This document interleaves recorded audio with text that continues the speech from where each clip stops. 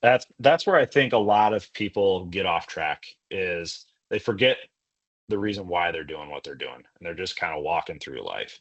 But figure out, if you got off track, figure out what that mission is again, get back on track, start changing lives again. And if you're starting out a business, whether it's NEMT or any other industry for that matter, know why you're doing what you're doing. Put it on the back of t-shirts, put it on the wall, put it on whatever you got to do to put it on to where every single thing that you're doing, every decision that you make, every check that you cut is to achieve that mission.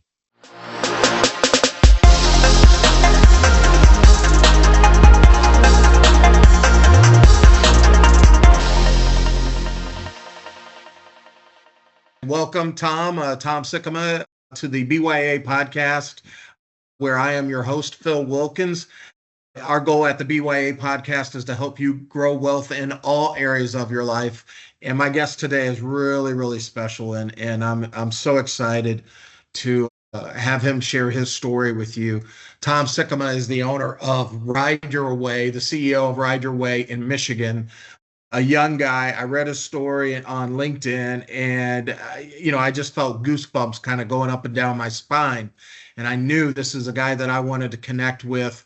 And lo and behold, a few weeks later, I was at a conference for the transportation industry and bumped into Tom and just kind of sat and talked to him and was just in awe of who this young man is and where he's headed. And so I am thrilled, excited, and I know you'll be motivated and inspired to hear from Tom Sikkema today. And so, Tom, welcome to the show, my friend. Thank you for having me. That's quite the intro. Hey, I save things, for great friends, man.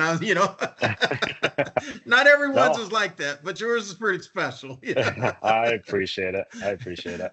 No, this is just a really a great opportunity. And I've thought about our conversations out in Glendale and reading your story on LinkedIn. And I think that's, where something that everyone should do is connect with you and kind of sit back and hear your journey again, and, I'm always inspired by people who have gone through some stuff in life, and have gone on to do great things. And you are no exception. And I think it's a phenomenal story that needs to be shared. Yeah, no, I appreciate it. I love sharing my story, and hopefully that, what I had to go through, some people can take a little bit of light from that and, hopefully impact their own lives with it too. When I was 17 years old, back on May 14 of 2013, just to kind of jump right into it, I was diagnosed with a rare type of pediatric brain cancer called CNS germinoma. And like I said, I was 17 years old at the time. Really happened extremely quick.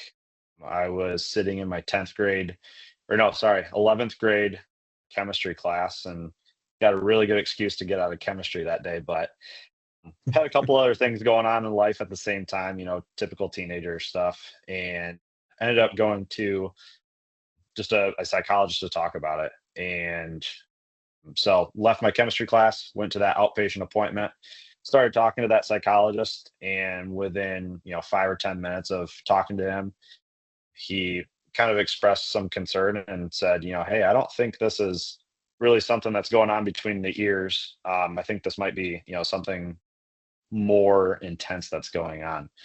And so, yeah, within 5 or 10 minutes of talking, I was hopping back in the car with my parents going to our primary care physician.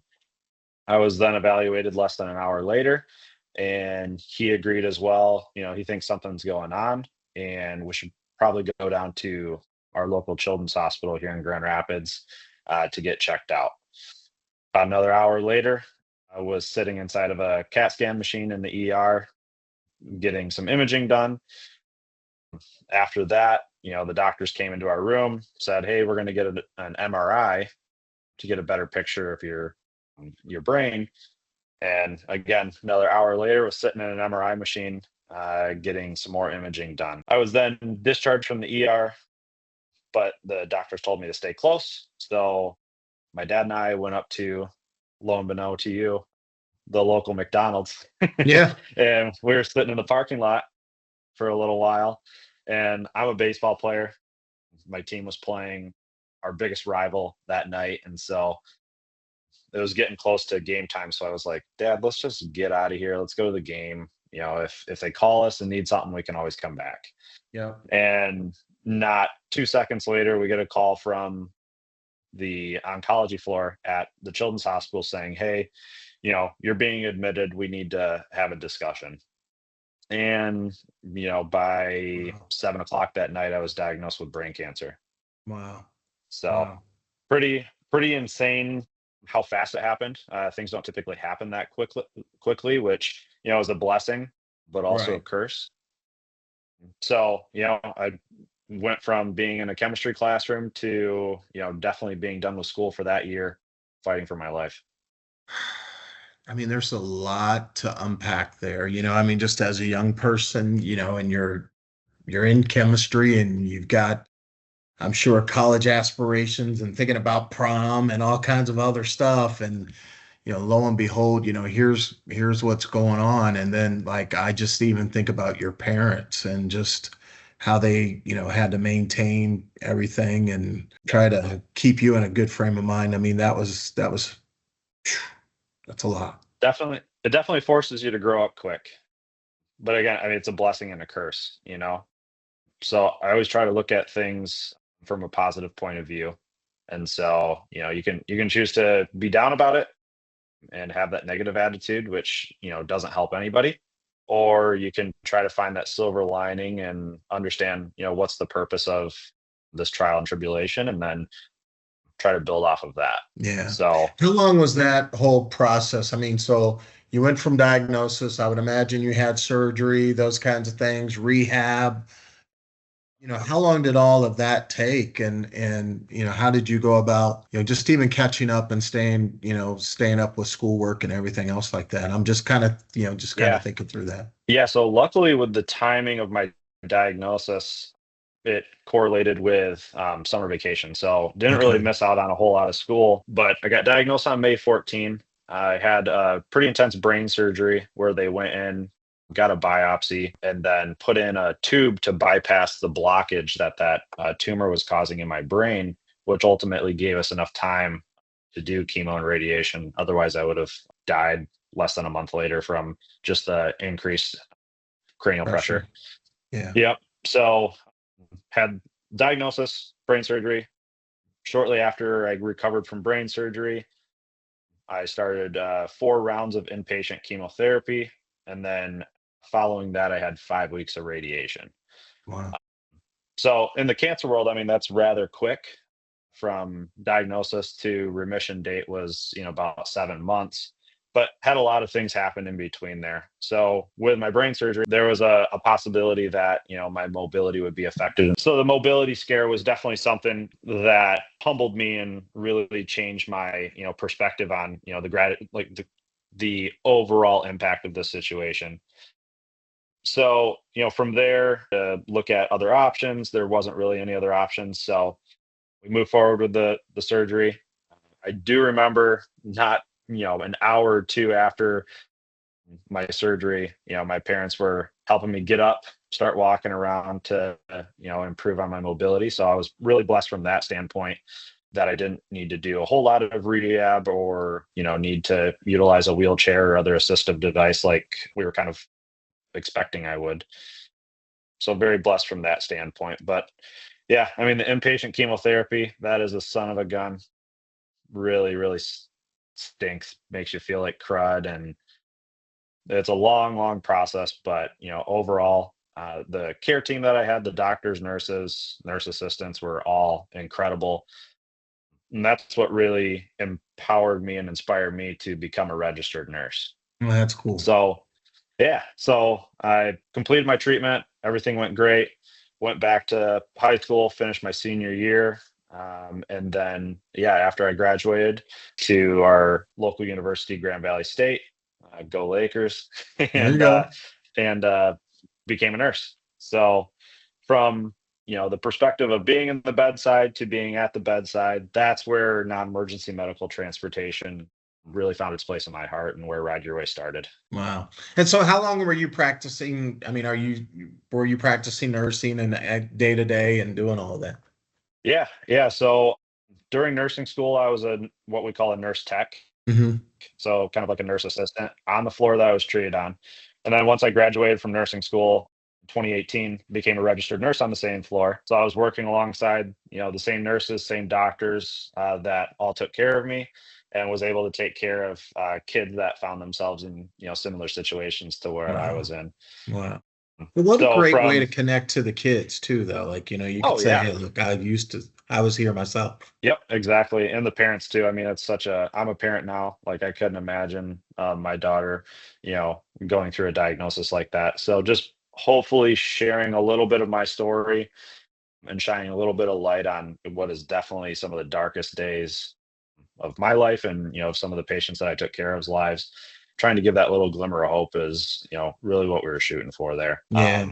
So then I was a nurse on that floor for about 2 years through COVID, and then ended up transitioning out of bedside nursing into spending all of my time on the business. Yeah. And so what, precipitated that? Like, you saw, did you see a need, or did you think, man, I'm tired of nursing or whatever else, or I like the hours of NEMT better than nursing, or, Yeah. what was the driving force there? Yeah. No, nursing is still my dream job. I had my dream job and will always love nursing. It's got a special place in my heart. But, really that first seed for Ride Your Way was not only planted back on my diagnosis date, but also during nursing school. And as I was practicing as a nurse, started to see that a lot of the patients that I was taking care of was just having a huge issue with overcoming transportation barriers here in the West Michigan area. So started to do some research, looking at what companies in the area offered transportation services, and it was either public transit, EMS providers, or non-emergency medical transportation providers. So kind of looking at those three different groups: public transportation, super affordable. However, you're on a fixed route and it takes hours to get to where you're going. EMS, other side of it, super expensive, not really the level of care that, non-emergency type situations need, but had the reliability factor of just not being super reliable. So if they get called to a 911 call, non-emergency transport would get canceled or delayed. Right. And then the NEMT providers in our area just weren't really meeting the quality standards that I would have wanted as a patient. Yeah. So not being reliable, not providing high quality vehicles. The drivers were, here or there. So just kind of put my thinking cap on, tried to understand what the total scope of the industry was like, where our competitors were at, where we could, provide some unique value to the clients that we were serving. And then, yeah, we launched in February of 2018 with just one wheelchair van. So you launched with one wheelchair van. If I can ask, like, what did that wheelchair van cost you back then? Yeah, it was, so we purchased a 2014 VPG MV1. So it was So for people used. who, yeah, yep. So it was used. I flew down to Florida, drove it back up. Actually, my dad did. So it was $23,000. And then I gave myself $7,000 to kind of get things up and rolling and start generating some revenue.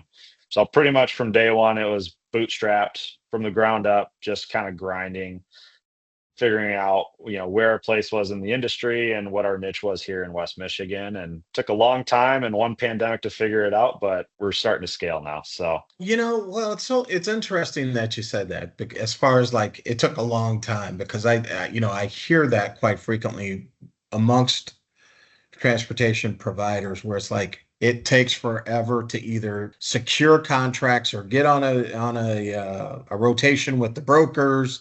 All the while, yeah, if you have insurance, you're sunken, you're sinking money into this deal, and it's just driving up costs, and it drives you nuts. Let's talk a little bit about that time frame. Like, how long did it take for you to like really secure that first contract, that first agreement, and get revenue coming in to kind of offset some of these expenses? yeah. So we had our first contract signed before we even That's smart. had purchased the vehicle. Good for So you. we knew, yeah. So we knew that we at least had a revenue source from day one.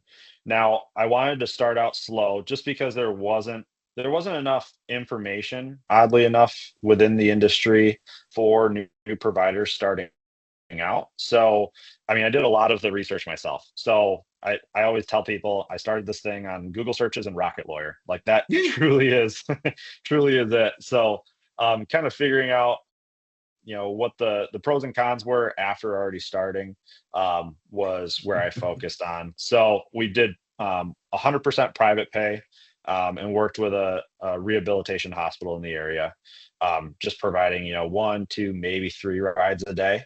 And I was doing all the driving, all the scheduling, all the dispatching, all of the billing, everything.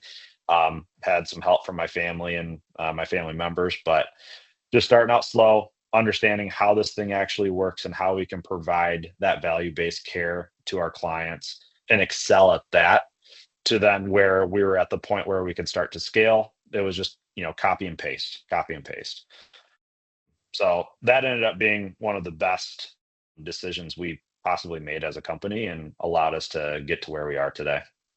But you know what? I think for most entrepreneurs, man, you've got to put in that time. You have to be willing to invest in that Yep. time to really understand the intricacies of the business.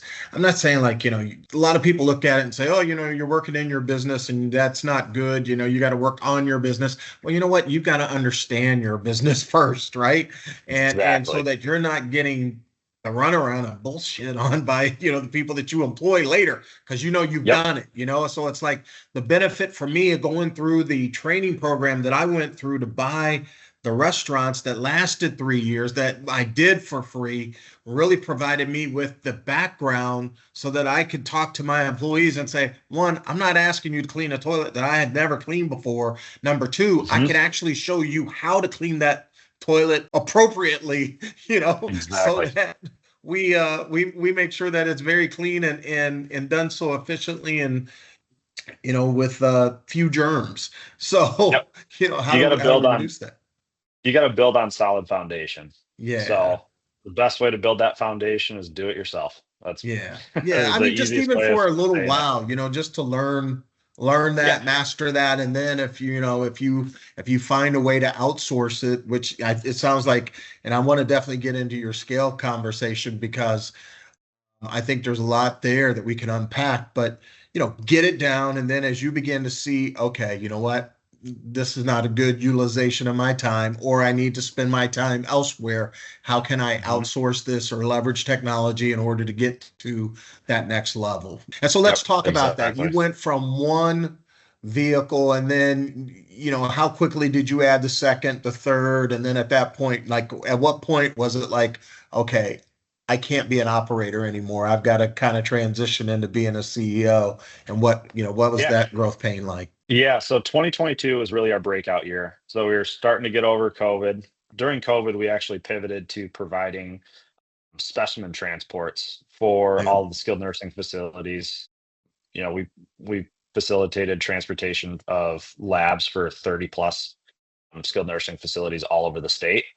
So once the pandemic started to, taper off end of 2022, that's when we pivoted back, got our first broker contract, and then started to scale. So I luckily had a good backbone of leadership team kind of already developed at that point, where we had the first person I hired on was actually my little brother. He was our director of finance. Then we hired one of our first drivers, moved him, he's a young guy, into the director of operations role. And then we hired into, oddly enough, our director of data analytics role, which he is now our vice president. So we got a good solid foundation in the office to where we could then scale off of. So from October of 2022 to the end of 2023, we added 8 vehicles. And then 2024, we're going to wrap up at 23, 24 vehicles now. Wow.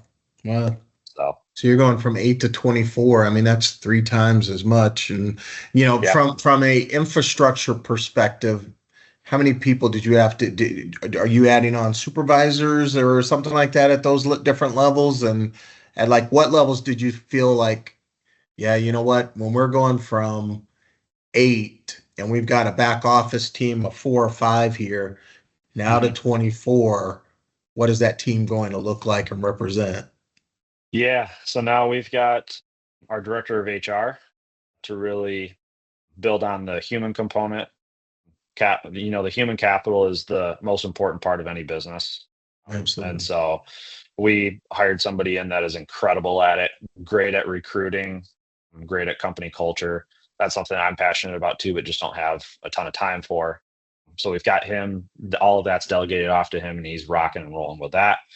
And then we have a lead dispatch coordinator and then two dispatch coordinators underneath them. So from now on is really, we've got that core team built already. So now it's just kind of, supporting that framework with new dispatchers, more support in the lead dispatch coordinator role. That's really kind of taking on that team. So our director of operations can, work on the fleet, work on pre-assigning trips, some of the more complex things. And then we do have an awesome trainer. So working alongside the director of HR, really the boots on the ground in the vehicles. That's checking the quality of the vehicles every single day, making sure that they're clean, operating properly. And then when we're onboarding new drivers, he's the one that's kind of coordinating not only the scheduling of orientation, but is also kind of being that main point of contact to some of our drivers who are assisting with that training too. So that is the most crucial part of any company is, how are you training your drivers? Or how are you training your employees? So that way, we're starting out at the top and not kind of working our way up to that. Yeah. And setting that standard, having someone that can deliver on that standard for you every day is something that is really, really critical. As the CEO of an 100%. organization now that is probably you're probably employing what, 35 to 40 people, I would imagine. Yeah, I think we're up to 46 now. Yeah, 46 people. What is your day-to-day like now? Yeah, so it's got to be a little different. It is. So I like to kind of consider myself the visionary of the company. We run on a operating system called EOS. So, kind of being towards the top, I'm kind of coming up with those big, hairy, audacious ideas and goals for us to, look at and, kind of target. So a lot of my time is spent doing that. I also sit in the director of sales role. So I am kind of managing some of the larger, I'm a baseball player, so I kind of translate everything into baseball terms. So we've got a business executive that, kind of handles the single and double sales opportunities. So working with the skilled nursing facilities, clinics, other community organizations. And then I'm the one that's kind of managing the sales and relationships for kind of those triples and home runs. So, Right. Hospital systems, insurance companies, the brokers, all that kind of stuff. Mm-hmm. So a lot of my time is just really spent, kind of thinking of ideas on how we can get our 1-year plan, our 3-year picture, our 10-year goals achieved, and keep the company moving forward. Yeah, no, that's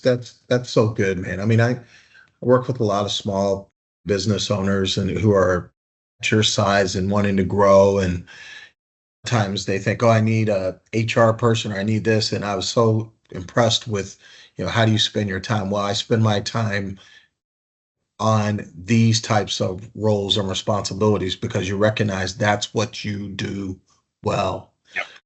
And then you fill in the gaps with people that complement them. Compliment you. I thought it was interesting when you said, hey, one of the first persons that I hired was my little brother, who is our chief financial officer, kind of looking over the financial piece. And I think that's so important, having people in those roles, critical roles that you trust, that can and understand how you work. Mm-hmm. My organization, I was always the educated customer in many ways. I knew the standard, but I've always approached it from a customer's perspective. And if I'm behind the counter and making burgers and fries, it's a badass day. It's a real bad day. But if I'm on the other side of the counter and I'm looking at it from the customer's perspective, and how I want that customer, then that's a great day. So the fact that your role and your areas of focus so clearly tells me a lot of good stuff that's going on. And don't get me wrong, it's not all perfect.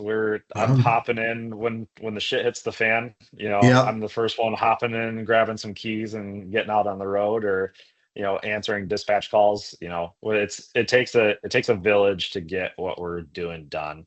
But if you're spending most of your time what we call delegating and elevating to the best or the strengths that you are, and finding other people that complement you well and stuff that you might not like or you might not, you're maybe not good at, that's what keeps everything moving forward.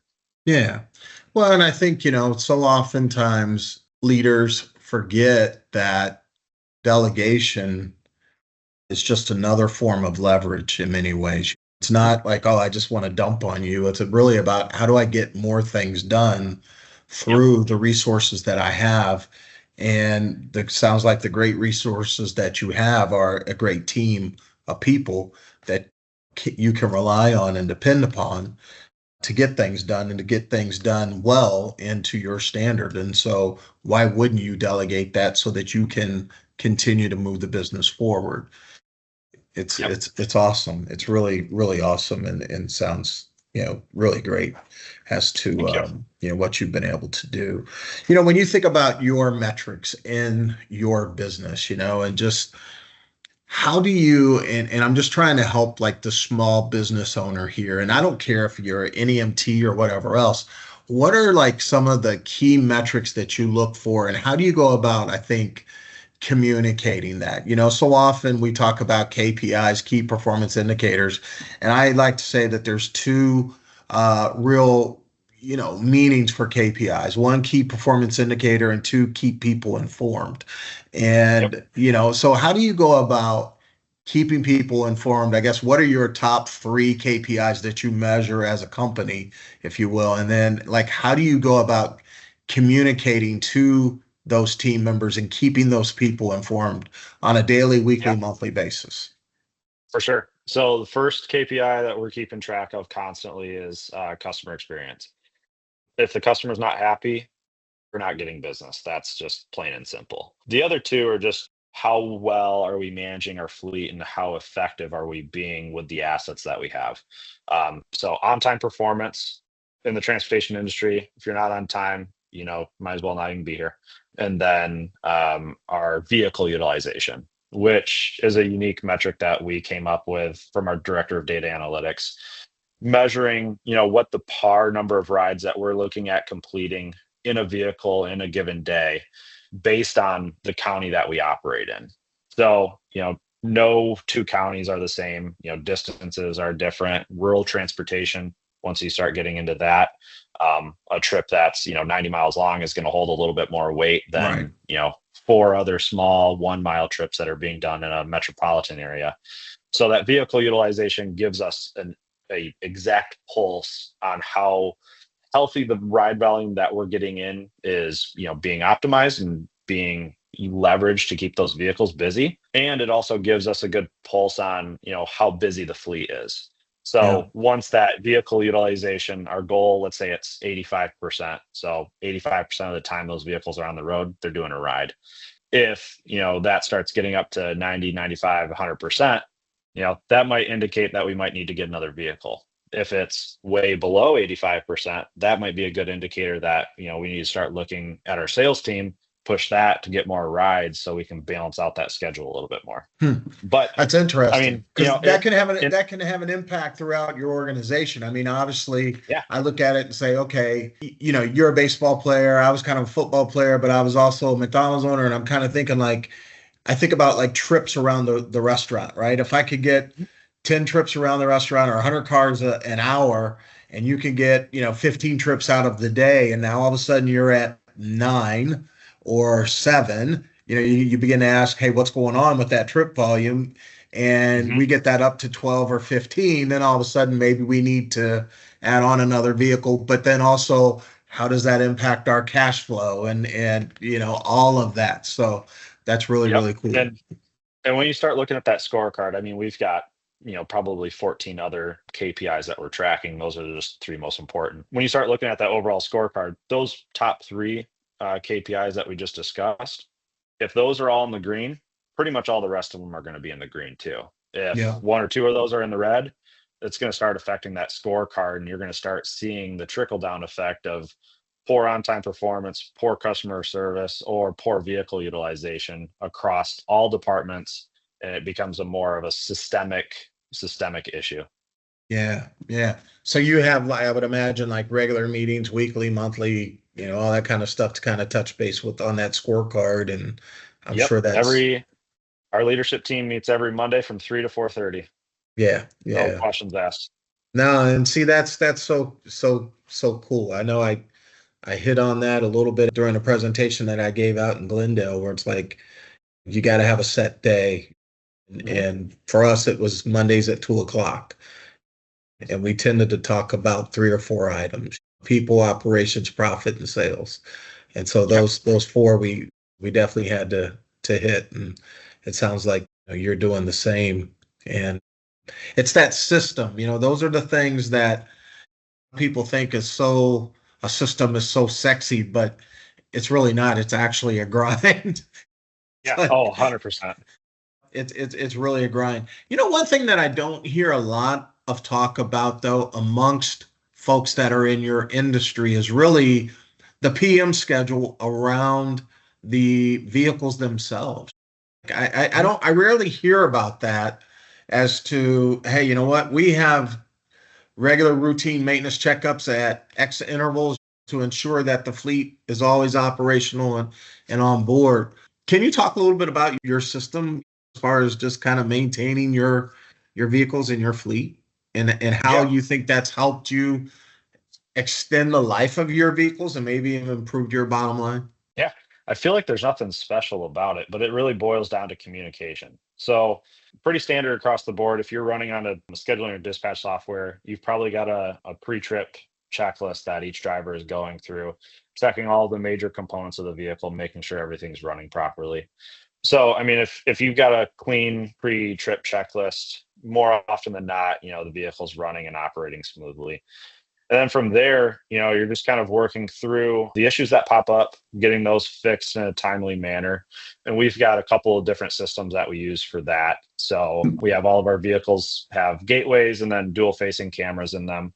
So the gateways, if we ever have a fault code pop up from the vehicle computer, it's telling us exactly what's wrong with the system. And then we actually have something on the back end that we can then schedule maintenance based on that fault code right within the computer system.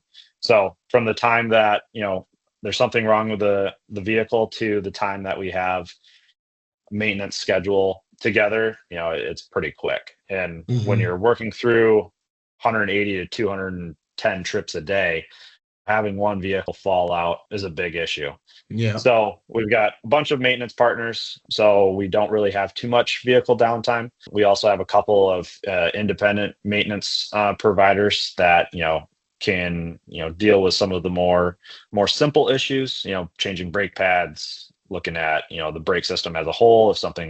If a brake line pops, the overall health of the vehicle as well. So really, it's just communication again, like I said earlier, and providing a way for drivers to communicate issues to the appropriate party, whether it's our director of operations or the dispatch team, to say, hey, 104 is operating a little funny, the brakes are starting to skip, might need to get something on the schedule.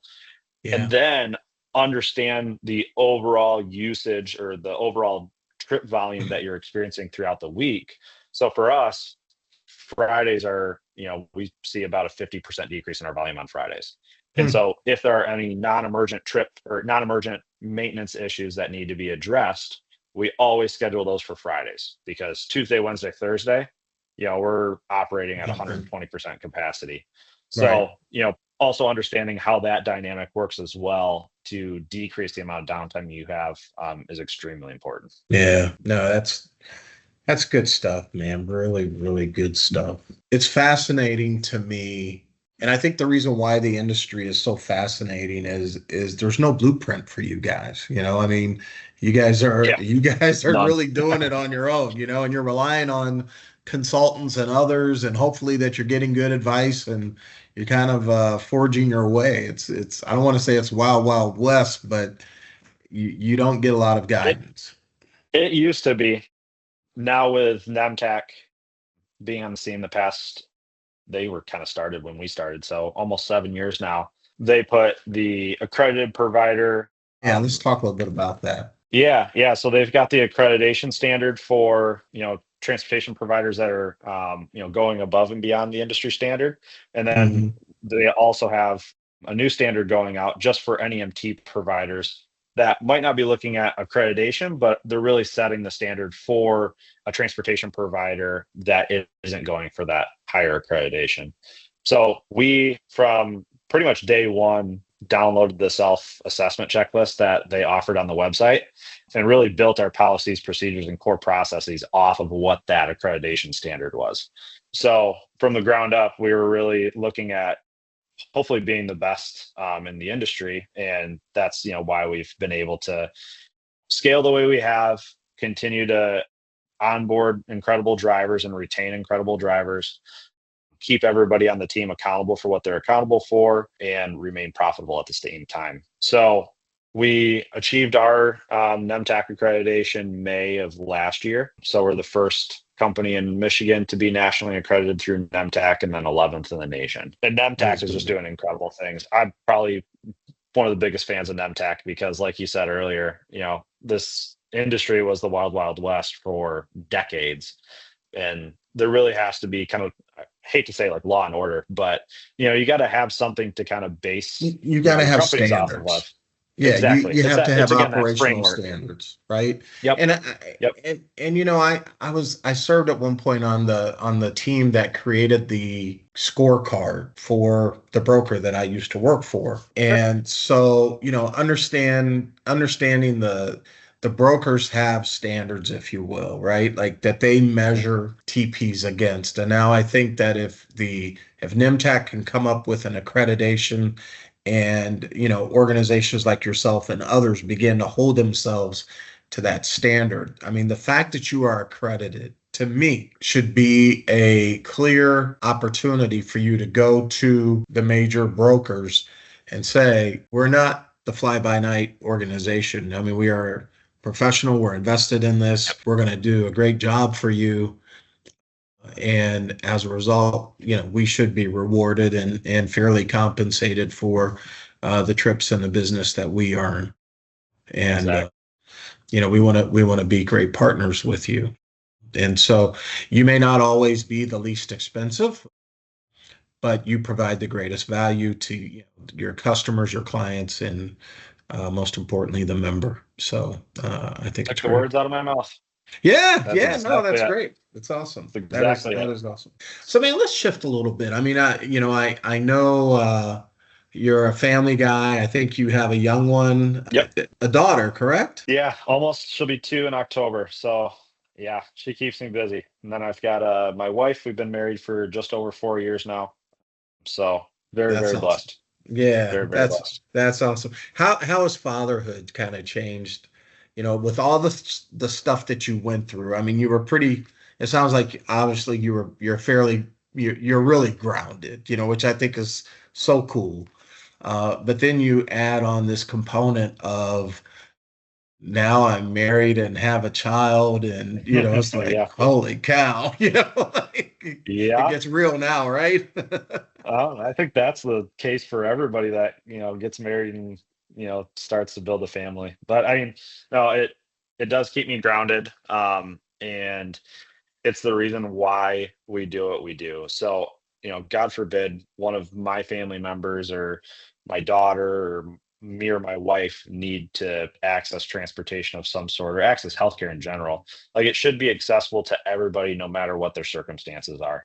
And they should be able to access that high quality transportation as well. So that way you take transportation off the table, then you can just worry about fighting what's in front of you. And there are a lot of studies out there that show that stress and access to care, during health treatment, definitely improves or decreases, outcomes.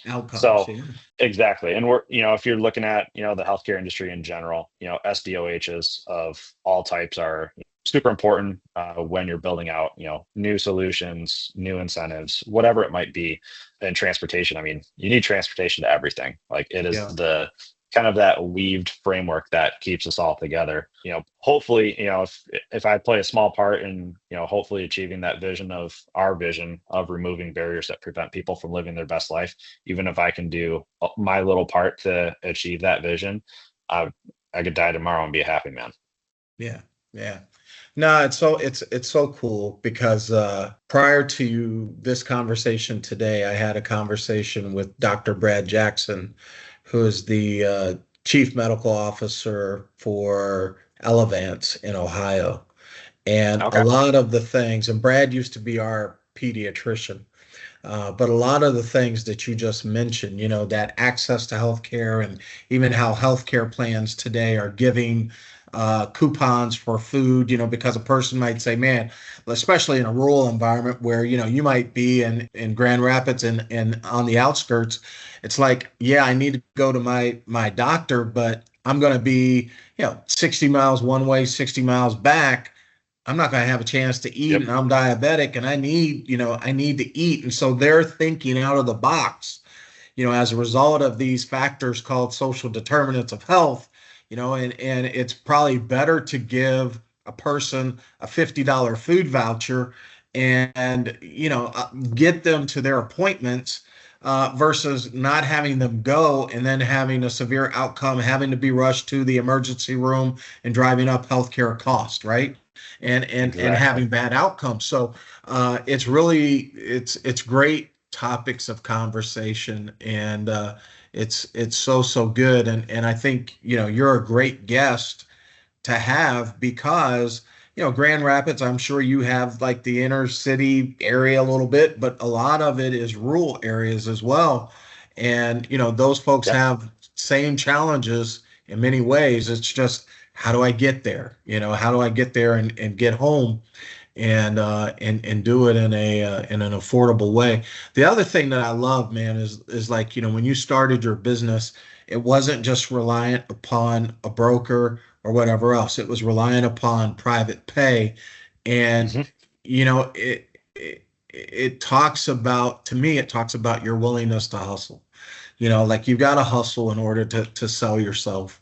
And I think a lot of folks, they get into the rut of, and I'm not saying anything bad about the broker because I think it plays a role, and it might even be a great question today. What percentage of your business is broker versus private pay, and how do you maintain that balance? Yeah. So we're definitely doing more broker work than private pay stuff, but that allows you to grow faster. And Yeah. so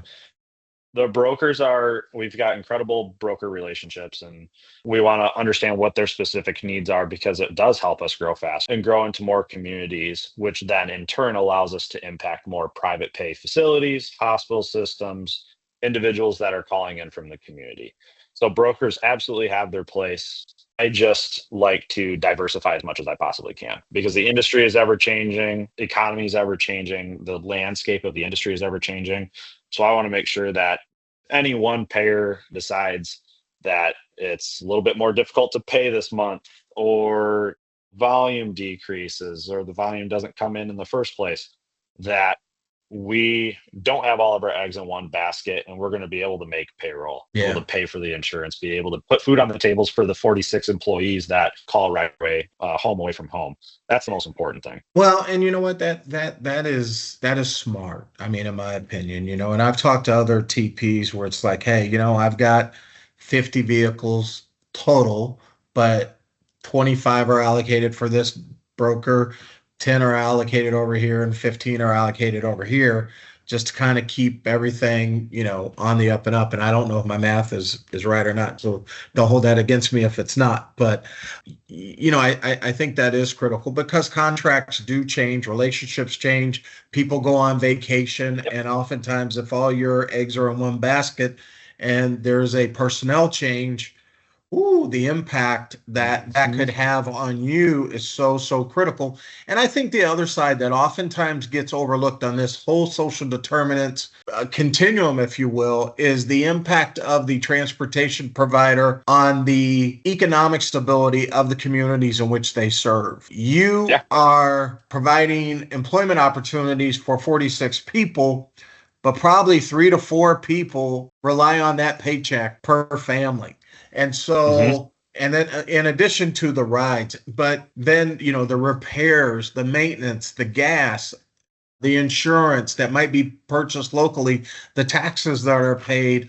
I don't think the ecosystem, if you will, of community leaders and even healthcare leaders really understand the economic impact that the TP makes in their local communities. And I know I was always passionate about that with Motive Care. And I think it's something when I was with them, and I think it's something that needs to be shared with the local communities a little bit more of. And so, where do you think, how do you think the industry as a whole should kind of approach that? Because that is also providing economic stability to a community is a key component of social determinants of health. And how do you think that should get built into the landscape? Yeah, I think there's going to be a big shift over the next couple of years where NEMT becomes, you're seeing it a lot with like microtransit and paratransit and public transportation too, where NEMT is kind of making its way into those pieces too, to where you're having a bigger impact. So I mean, we're not even an NEMT provider, we're just a transportation provider. So whether it's for medical purposes or non-medical purposes, Grand Rapids is a very growth-oriented city. There's a ton of new developments going up, ton of new community organizations and stadiums and whatnot going up too, to where, as you were saying, economic impact is extreme. We're going to be continuing to be an even bigger part of that, providing transportation to more community events or special, football stuff or whatever it might be. I mean, like, it's much more outside of just doing medical transportation. So I think there's going to be a lot more buy-in from community government and state governments too, to where start looking to NEMT for kind of doing more of that first mile, last mile type transports as well. And you just hit it spot on. Like the economic impact of transportation in general is a billion dollar industry. And, we're providing much more than just a ride from A to B. You could do telemedicine, you could do pharmacy stops, healthy food access, whatever it might be.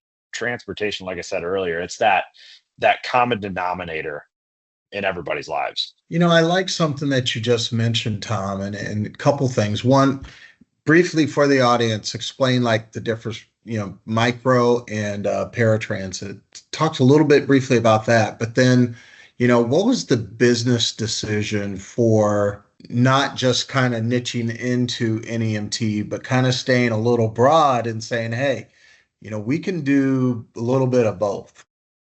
Yeah, I love answering that question because that's what really fuels me. So why we decided to just not put ourselves into non-emergency medical transportation, but more so ambulatory and wheelchair accessible transportation in general, is my philosophy is life starts after you get out of that appointment. So why do we go to our primary care physician appointment every year? It's to make sure that we're living a healthy life. Why do we go to cancer treatment or dialysis or outpatient physical therapy? It's because we want to get back to that healthy status. And why do we want to get back to that healthy status? So we can live our life. And so life starts outside of that doctor's office. And if those individuals are having, barriers come up where they can't access transportation for their doctor's appointments, they're probably having issues accessing transportation for date night or going to, their grandkids' open house or graduation or whatever it might be. And it's another source of revenue for the company too. So not only are we able to help people enjoy the things that they want to enjoy in life, but it's also, again, like I was saying earlier, diversifying that revenue portfolio. Yeah, no, I think that's so smart. I was talking to someone the other day and they were down in Texas and they were talking about the World Cup coming to Arlington, Texas. We need, transportation companies down here. And what does that look like? And so I think, the fact that you have that flexibility was really, really smart. Hey, man, we've got just a few more minutes here. And I know we're kind of winding down. I guess from a BYA perspective, the name of my company is BYA every day, and there's dual meaning there. Bust your ass every day, but also, build your Yeah. assets, right? So I'm going to let you choose, like, what's one thing every day, man, that you think about that keeps you focused from a BYA every day? And then what's one piece of advice that you could give people to kind of help them build wealth, not only just financially, but in all areas of their life? And we'll wrap it up with that. Yeah. So I would say choose a mission statement that fits your heart. I'm a very mission driven person. I mean, from when I was diagnosed, that was kind of at the forefront of my mind 24/7, 365. So figure out what your mission with your NEMT company is, or figure out your mission. It's really across the board. Why do you do what you do? That's the first thing you need to understand. If you have no rhyme or reason but to just make a buck off of what you're doing, sometimes that works for some people. Right. I would be miserable doing that. So know what you love and why you love it, and then put that into practice. So our mission at Ride Your Way is to remove barriers that prevent people from living their best life. Everybody on the team knows that. Everybody's here to achieve that mission, and that's why we're able to get things done. Anything that strays off of that mission is a distraction. We don't pay attention to it. If we pay too much attention to it, it's going to move us off of that, and it really is a waste of our time. So we are a very mission-driven company, and that goes for anything in life. And so one thing that I came up with when I was in treatment was a short quote: if you make the negative things in life positive, it makes the positive things in life that much better. So there's always two sides to a coin. You can look at a situation really shittily. I guess that's probably not a word, but it's the best way of putting it. You can choose to be down and out about it and mumble and grumble and have a bad attitude. Or you can say, man, this really freaking sucks. But after we get through this, this is what I'm going to learn. This is how I'm going to be better as a person. This is how I'm going to take what I had to go through and change it into something that I can use to impact other people's lives.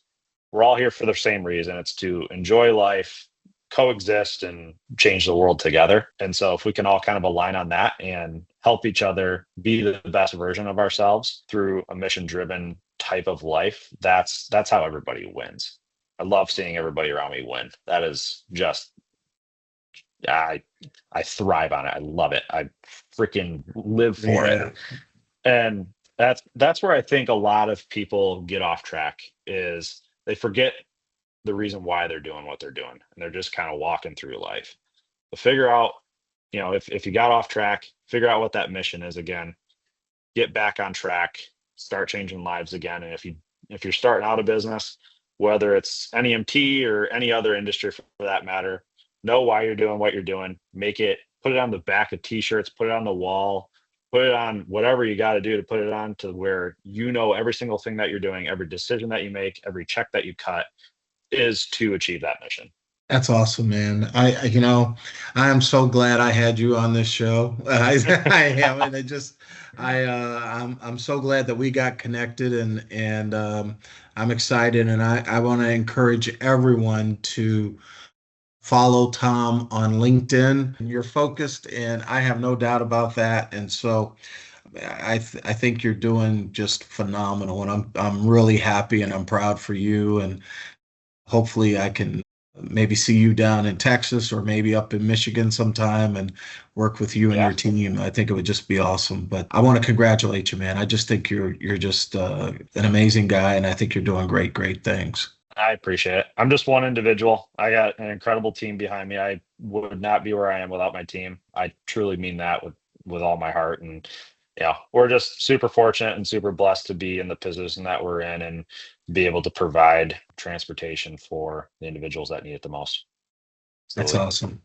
Tom, thank you. Thank you for being a guest on the BYA podcast, and I look forward to working with you and seeing you in the future. And and really charting your success. I just think you guys are off to a great start, and I'm sure you're going to expand and just blow it up. So congratulations, man. Thanks, man. Appreciate it.